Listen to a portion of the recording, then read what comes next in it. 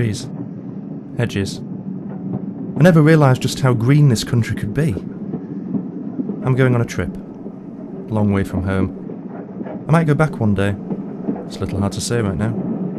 I suppose it depends on what I find when I get there.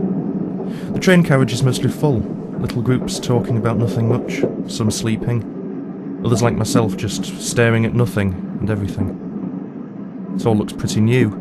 Clean windows, freshly varnished floor and wooden seats, barely a scratch on them. I'm sure that'll soon change, but for now I like it. Feels like travelling first class. First class to the end of the line. Cup of tea from the management wouldn't go amiss right now, but I suppose we can't have everything. It's quite relaxing in a way. The sound of the train, the strap of my haversack swinging from the luggage rack above me, gentle chatter of people around me. You know when you hear people talking, but you don't focus on the words? Could be another language, it means just as much to you.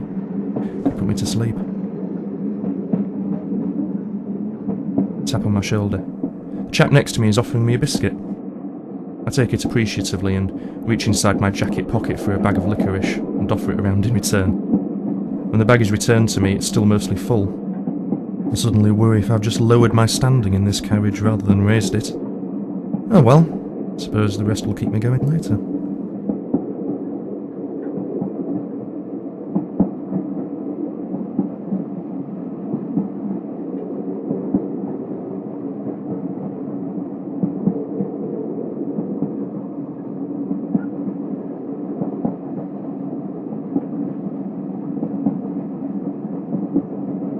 We're beginning to slow down. Outside, the steam from the engine curls around trees, covering them until only their furthest most fingers can be seen.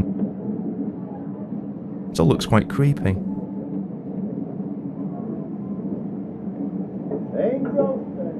We pull to a stop, and the engine lets out a gasping sigh of relief. More get on.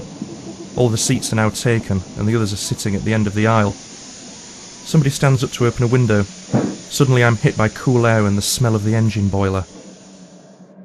A whistle is blown on the platform, and we all lurch forward again. The chap opening the window stumbles and falls over my lap. Sorry about that. It's fine. He turns back to his seat to find that one of the newcomers has claimed it whilst he wasn't looking. He mutters something about fair justice as he makes his way to the far end and leans against the doorframe. I smile to myself.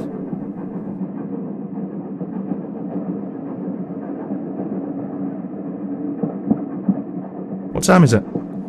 I don't pose the question to anyone in particular. 5:15, comes the reply. That means I've been in this seat for nearly 4 hours. I can't really feel it anymore. I shuffle a bit to get some feeling back in my lower half. I think those that joined me in York are feeling much the same. I find it hard to believe that was even today. Too much seems to have happened. I went to the service this morning. I can't remember what was said. I wasn't listening. I just sat there, not thinking, just sitting, looking around me once or twice. People nodded when they caught my eye, theirs full of pride and sadness. I turned away. I don't think I wanted to know what they thought of me. I looked up at the ceiling instead. High above me, golden roses like stars in a sky of white marble. I wondered who put them there. How many men toiled on that ceiling, and what became of them? What were their names? They're not remembered. Nothing of those men is remembered, and yet their work is never forgotten. It's there for us all to see. Over 250 years they say it took to build. Those that began it never got to see their work completed. Nor did their children. Generation after generation toiling at this marvellous structure. What it must have felt like to have been the one that laid that final stone, that made that tap with the chisel, then look up at the work that was now behind you. What would you do with yourself? Celebrate? Break open a bottle? And drink, in the knowledge that your life no longer held any purpose. Until that day you knew what your purpose was, to build the Cathedral of St. Peter, the York Minster. That was your purpose. It was your father's, your grandfather's, and all those before you whose names you probably don't even know, but you know they spent their lives working on a building that you I've just finished. And here it stands today.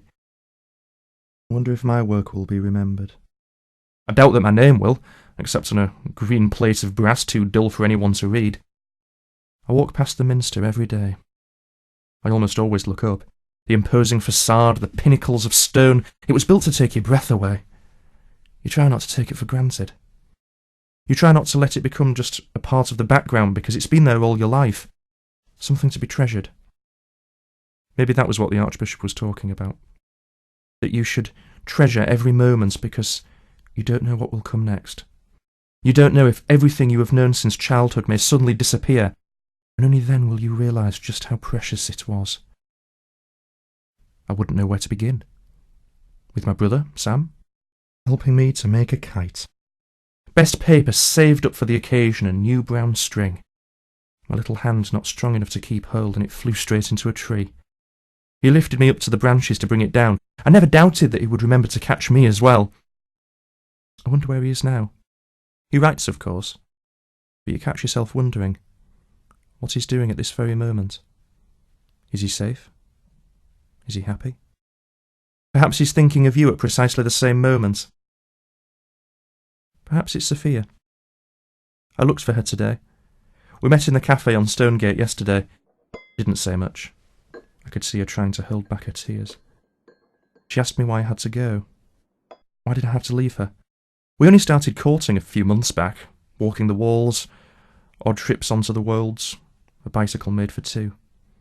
We'd sit on the grass in the glorious sunshine, just by a little clump of beech trees. We'd run around the trunks, giggling until we were tired, and then eat potted beef sandwiches and a few slices of parkin. Just sat there smiling, the gaps between our teeth brown with the sticky cake. I remember the first time she came round to meet my mother. I'd shelled garden peas from outside that morning. Sophia was so nervous. Her hands were shaking. She could barely keep the peas on a fork, it was that bad. After she left, Sam burst into laughter. Said I should hang on to that one. She didn't think it was funny later. And then it was my turn. I arrived in my best suit, borrowed a necktie from my dad. I was expecting a father to be stern and silent, thoroughly prepared to sit awkwardly as he lectured me on the merits of a gentleman. Instead, he broke out the home brew and made every attempt to get me drunk. Sophia asked me if I loved her. I couldn't answer. Not because I didn't know, I knew. I just didn't want to break her heart. I wouldn't have been able to justify leaving then. She played with the corner of her tablecloth, creasing it up and flattening it out again. What could I do? Just sat there until the tea had gone cold, and I paid. I didn't see her today. I kept looking back behind me for her reassuring smile. She wasn't there, nor outside. I found myself needing to see her face one more time. Full lips, red hair, eyes you could get lost in. Listen to me. I never thought I'd catch myself coming out with this sort of poetry. I always preferred Keats over Wordsworth. Perhaps my old dad. I sat outside the Minster as everybody filed out past me. I suddenly felt like General Constantine, standing in ancient York as he was made an emperor. Exalted, triumphant, terrified. It could have been on these very steps. Some patted me on the shoulder, some congratulated me, some just ignored me. Perhaps it was easier for them that way. A cascade of leaves circled in front of me, most of them still clinging to their green mantles. It's my favourite time of year, early September. And here I am, leaving York, off to see the world. Dad came down and sat next to me. Offered to walk me to the station. I thanked him, but declined.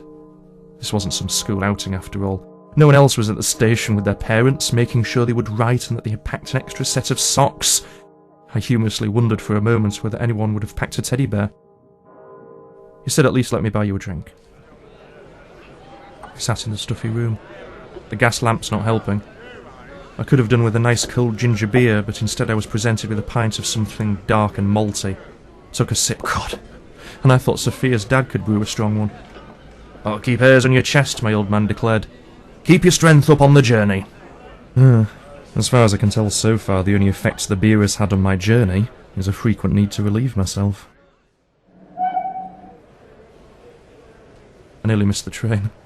The platform was full of people, sweethearts crying their goodbyes, parents shaking hands, anything you need just right. Have you got an extra pair of socks? I suddenly felt shamefully exposed, lonely. After 3 pints in the pub, I stood up and shook my father's hand there. Best of luck, he said. I just smiled. The kind of smile you give when you're just making the best of it. More of a grimace, really. Was this how we felt when Sam left home? We're not the sort of family that talks about such things. I always assumed that my father didn't speak much because there wasn't much that needed to be said. Perhaps that's not true after all.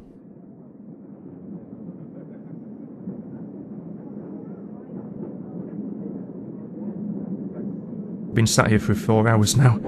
The country outside looks much the same. Same trees, open pasture, cows. The young men around me are starting to get restless, fidgeting in their seats. We passed around cigarettes at first. The banter started up, jokes. All over by Christmas. I hope I don't miss it. What if they don't have enough boots in my size? One chap brought out a copy of the King's Regulations and started playing a game. He'd ask each man for a word, a noun, an adverb, and with a pencil would cross out words in the little book and replace them with each of our own contributions. It was a prerequisite that every word offered be as outrageous or irreverent as possible. Alright, chaps, we need a noun. Train. No, use your imagination. Lord Kitchener? Good, but I think we should save that one for later. Pantaloons! German pantaloons. German pantaloons it is, and now a location. The duck pond? No, the General's office! And so it was that, in cases of epidemic diseases, every care will be taken to ensure that German pantaloons likely to convey infection and not return to the General's office had just been read out to much applause. When a sergeant entered the carriage, everybody fell silent. Our comedian hid the regulations under his coat, but not quick enough. The sergeant had seen it all. He walked right over to the culprit and demanded the book. It was handed over sheepishly, as each of us waited for the inevitable punishment to be dished out. The sergeant calmly thumbed through the regulations, before smartly returning the open book to the startled private. Section 8, Discipline and Court-Martial, he read out, so everybody could hear. I'm sure you'll find plenty of entries there to amuse you. The sergeant winked at me as he passed on his way to the next carriage. As soon as he shut the door, we all roared with laughter, and so the game continued for a little while. Eventually most of us got bored, and the book was passed down to the end of the carriage, as the rest of us started discussing other things. Now we're mostly sitting in silence. The odd mutter, we soon run out of things to say again. Look across at the lad opposite me. He's crying.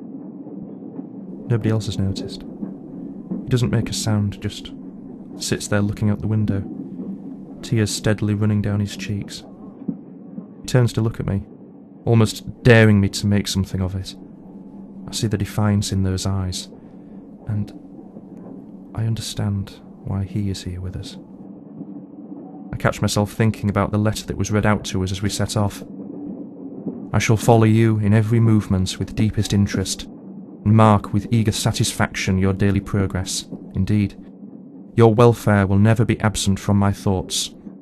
I pray God to bless you, and guard you, and bring you back victorious. Thanks, George.